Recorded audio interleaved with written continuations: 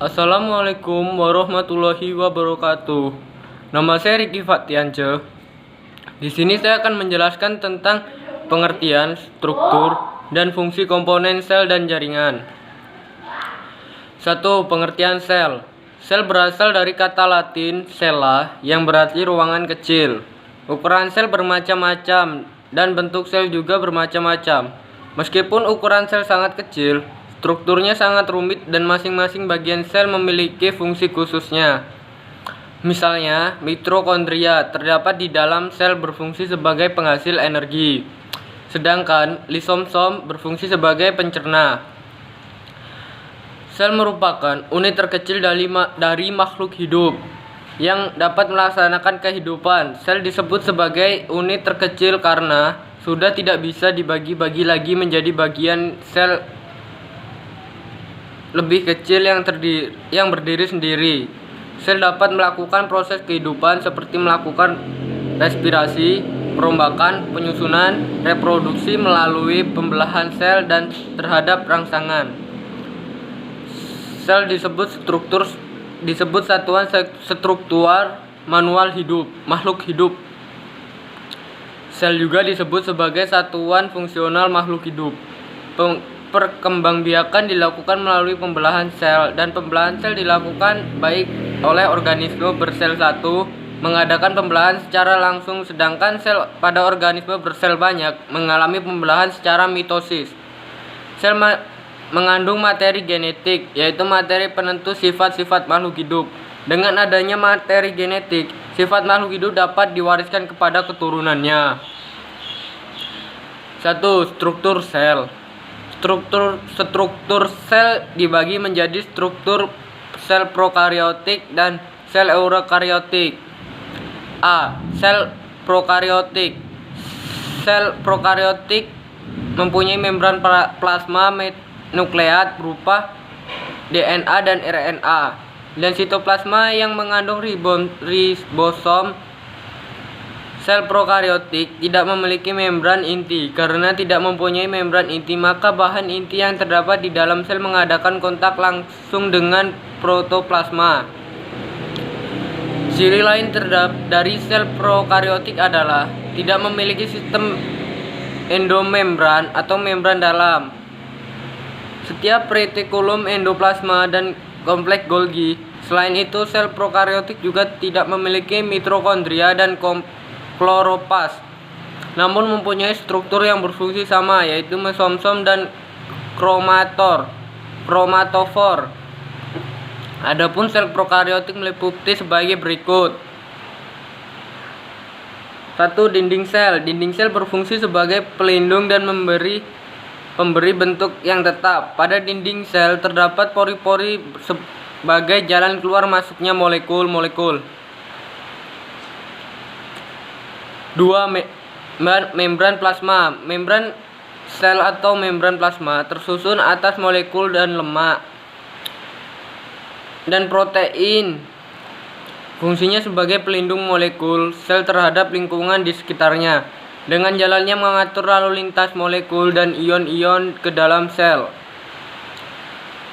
3. Sitoplasma. Sitoplasma tersusun atas air, protein, lemak, mineral, dan enzim-enzim dipergunakan untuk mencerna makanan secara ekstraseluler untuk melakukan proses metabolisme sel. Metabolisme terdiri dari proses penyusunan atau anabolisme dan penguraian atau katabolisme zat-zat. Mesosom. 4. Mesosom. Pada tempat tertentu, membran plasma melekuk ke dalam membentuk organel yang disebut mesosom. Mesosom berfungsi sebagai penghasil energi. Biasanya mesosom terdiri di dekat sel yang baru terbentuk pada saat pembelahan biner sel bakteri. Pada membran mesosom terdapat enzim-enzim pernapasan yang berperan dalam reaksi-reaksi oksidasi untuk menghasilkan energi. 5. Ribosom. Ribosom merupakan organel tempat berlangsungnya sintesis protein. 6. DNA. Asam deoksiribonukleat atau deoksiribonukleat nucleic acid disingkat DNA merupakan persenyawaan yang tersusun atas gula deoksibosa fosfat dan basa-basa nitrogen. DNA berfungsi sebagai pembawa informasi genetik, yakni sifat-sifat yang harus diwariskan kepada keturunannya. 7. RNA asam ribonukleat atau ribonukleat acid disingkat RNA merupakan persenyawaan hasil transisi DNA. Jadi bagian tertentu DNA merupakan transkripsi atau mengkopi diri membentuk RNA.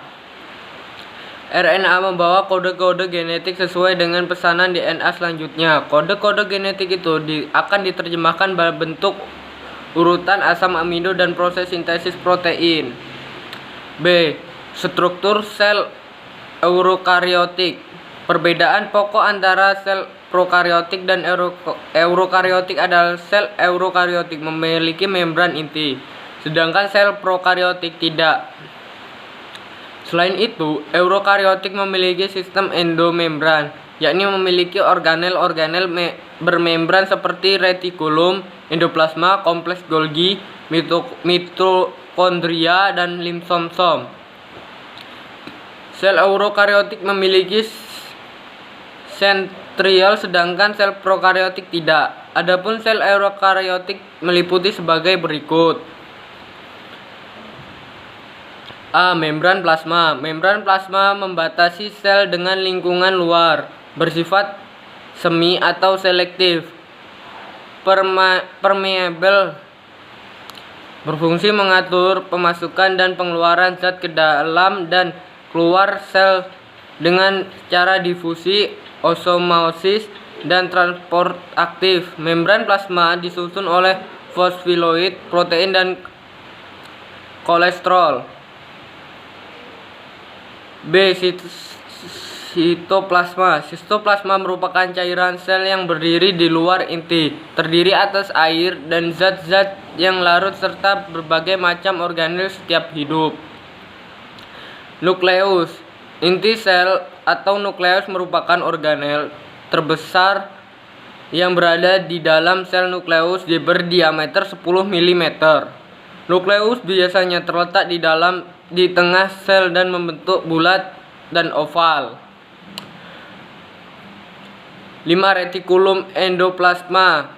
Retikulum endoplasma dan dari kata retikulum yang berarti anyaman, benang, dan atau jala karena letaknya memusat pada bagian di dalam sitoplasma atau endoplasma, maka disebut sebagai retikulum endoplasma disingkat RE. RE hanya dijumpai di dalam sel eukariotik, baik sel hewan maupun sel tubuh. 6. Ribosom. Ribosom tersusun atas RNA, ribosom RNA, R, dan protein. Ribosom tidak memiliki membran. 7. Kompleks Golgi. Kompleks Golgi sering disebut Golgi saja. Pada sel tubuh, kompleks Golgi disebut diktiosom. Organel ini terletak di antara RE dan membran plasma. 8. Lisosom. Liso sama dengan adalah pencernaan, soma adalah tubuh. Merupakan membran berbentuk kantong kecil yang berisi enzim hidrolitik yang disebut lisozim. Enzim ini berlangsung dalam pencernaan intraselular, yaitu pencernaan zat-zat yang masuk dalam sel.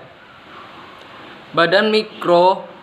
9. Badan mikro. Badan mikro disebut dengan ukuran kecil, hanya bergaris tengah 0,3 sampai 1,5 mikrometer. Badan mikro terdiri atas periksisom dan glikosom. 10. Mitokondria. Mitokondria merupakan penghasil energi atau ATP. Karena berfungsi untuk respirasi secara umum, dapat dikatakan bahwa mitokondria berbentuk butiran atau benang. Mitokondria mempunyai sifat plastis artinya berbentuk mudah berubah. Ukuran seperti bakteri dengan diameter 0,5 sampai 1 mikrometer dan panjang 3 sampai 10 mikrometer. 11. Mikrotubulus dan mikrofilamen. Mikrotubulus merupakan organel berbentuk tabung atau pipa panjangnya 2 sampai 5 mikrometer dengan diameter 25 nanometer.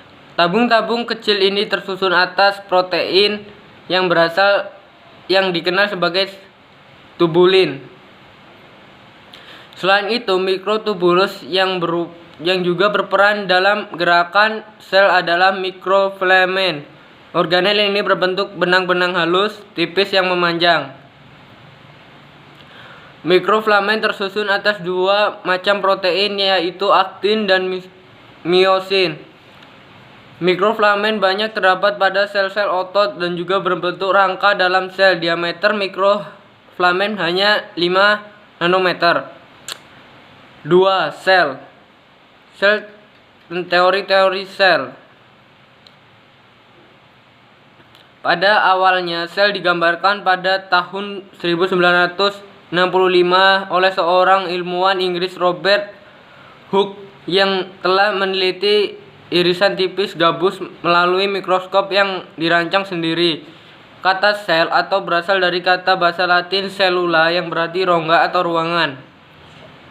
Pada tahun 1835, sebelum teori sel menjadi lengkap, Jean Evangelist Fourier melakukan pengamatan terhadap granula pada tanaman melalui mikroskop.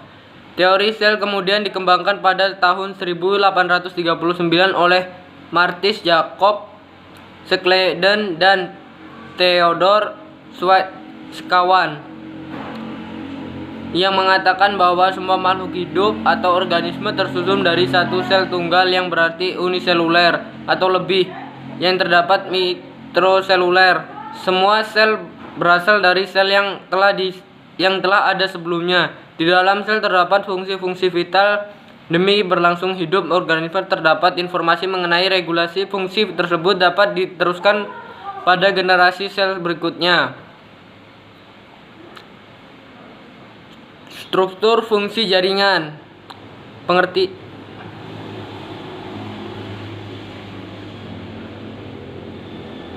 Robert Hooke atau Inggris 1665